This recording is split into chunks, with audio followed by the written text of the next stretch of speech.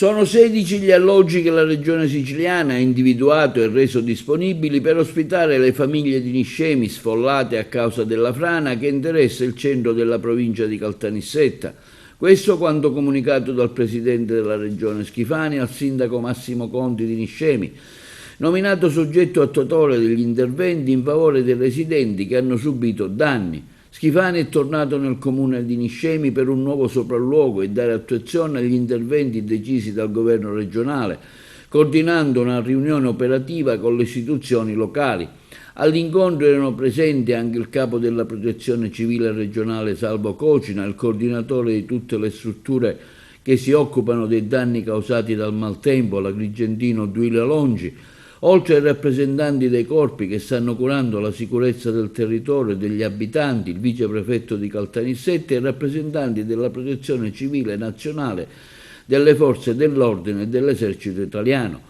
Con i provvedimenti firmati dal Presidente della Regione, il Sindaco di Niscemi da oggi potrà gestire le procedure di individuazione degli aventi diritto di erogazione dei contributi fino a 900 euro al mese per l'autonoma sistemazione, previsti dall'ordinanza di protezione civile dello scorso 30 gennaio per la gente sfollata. I locali messi a disposizione sono di proprietà dello IACP di Caltanissetta, risultati disponibili a seguito della verifica disposta dalla cabina di regia sull'emergenza insediata dal Presidente. Prima della consegna materiale ai nuovi inquilini, negli appartamenti dovranno essere eseguiti alcuni lavori di adeguamento. 3 immobili si trovano a Niscemi e la consegna è prevista tra 15 giorni. Proprio oggi il Presidente Schifani ne ha visitato uno, sempre nel Nisseno, altre 6 sono a Gela, 4 a Mazzarino, 3 a Butera.